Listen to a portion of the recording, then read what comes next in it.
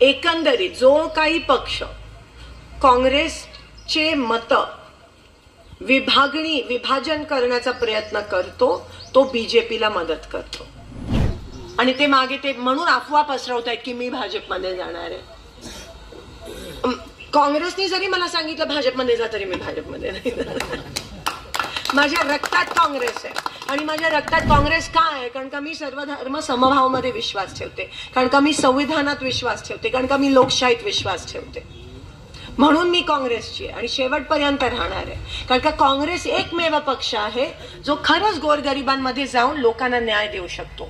दीन दलित महिला अल्पसंख्याक गोरगरीब सगळ्यांसोबत काँग्रेस पक्ष आहे आणि हे मी एवढ्या वर्षात बघितलं. आणि म्हणून आज लोकांना पण आज काँग्रेस पक्ष आहे म्हणून आपल्याला थोडं बोलायला तरी मिळतंय. नाहीतर गोरगरिबांचा वाली कोण आहे मला सांगा? बीजेपी फक्त 2 लोकांचा वाली आहे, अदानी आणि अंबानी. आपण मायबाप सरकार म्हणतो पण ते मायबाप फक्त त्या 2 लोकांचे, आपलं मायबाप नाहीये. आमचे मायबाप काँग्रेसचे मायबाप तुम्ही आहात. कारण का लोकशाही आहे, हुकुमशाही नाहीये कोणाची. मी आमदार खासदार माझ्या घरी असेल, इकडे मी तुमची नोकर आहे आणि म्हणून मी काँग्रेस पक्षात आहे. कारण का काँग्रेस पक्ष लोकप्रतिनिधी नेहमी लोकांचा प्रतिनिधी असतो, पण चाबूक तुमच्या हातात असतं, छडी तुमच्या हातात आहे हे आम्ही मानून चालतो. मला काही सत्तेशी घेणं देणं मी लहानपणापासून बघितलं. मला टक्केवारी करायची नाही कारण का मी ठेकेदार नाहीये. मी आज एक कार्यकर्ती म्हणून तुमच्या समोर उभी आहे आणि म्हणून कामं करायच्यात. कामं करून जो समाधान मिळतो. आणि जर सोलापूर जिल्ह्यामध्ये कुठेतरी माझा आपला एक देशातला नागरिक जर त्रस्त असेल, दुष्काळाने ग्रस्त असेल, गरीब असेल, नोकरी नसेल, आरक्षणासाठी वन फिरत असेल तर आम्ही नाही का हो तुमच्या सोबत उभे राहणार? आणि म्हणून मी निर्णय घेतला. आम्ही तुमच्या सोबत आहोत हे कधी विसरू नका. काँग्रेस पक्ष ठामपणे तुमच्या सोबत आहे. पण मी येनकी गावाला विनंती करते, मागच्या वेळेस जरा काँग्रेसला मतदान थोडंसं कमी झालेलं. मला माहित नाही काय कारण होतं ते, पण एकंदरीत जो काही पक्ष काँग्रेसचे मत विभाजन करण्याचा प्रयत्न करतो तो बीजेपीला मदत करतो हे लक्षात घ्या. त्याला डॅमेज करतो आणि म्हणून कोणीही त्या ठिकाणी निवडून येत नाही. ना डॅमेज करणारा पक्ष ना काँग्रेस. आणि मग जो विरोधात आहे, जो तुमच्यावर अन्याय करतो तोच पक्ष निवड. म्हणून स्वतःच्या पायावर कृपया करून मी हात जोडून विनंती करते, कुऱ्हाड मारून घेऊ नका. हा विजय तुमचा आहे, हा विजय तुमचा झाला पाहिजे.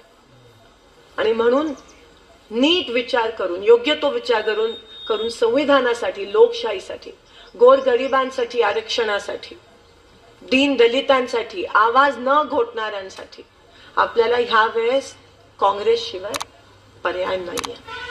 एवढंच या ठिकाणी सांगते. तुम्ही तो सुज्ञ विचार करा. तुम्ही दोन्ही दिवस बघितले, तुम्ही बीजेपीचे पण बघितले आणि काँग्रेसचे पण बघितले आणि आता तुम्हाला कळून चुकतं की काँग्रेसचे दिवस चांगले तर होते, आपलं ऐकायला तर कोणतरी होतं. आणि म्हणून सुज्ञ असा विचार ह्यावेळेस तुम्ही कराल एवढीच आशा बाळगते. एक नागरिक म्हणून, एक समाजसेविका म्हणून मी सदैव, मी तर आहेच, तुम्ही मला सांगू तरी मी करणार. आता मी मागे हटणार नाही. कारण का हा माझा काम करणं माझा धर्म आहे. मी धर्म जातपातीवर राजकारण करत नाही.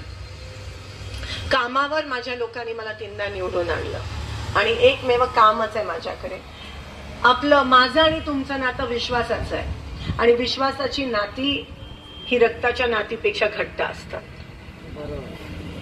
आणि विश्वासघात मी कधीच करणार नाही. जो विश्वास सार्थ करून दाखवणं ही माझी जबाबदारी. आणि मी शेवटपर्यंत आपण एकमेकांना साथ देऊन हा लढा लढायचा आहे. हा लोकशाही जिवंत ठेवण्याचा लढा लढायचा आहे. आणि एनकीची आणि आजूबाजूला मोहोळ तालुक्याची जेवढी कामं आहेत ती देखील आपल्याला.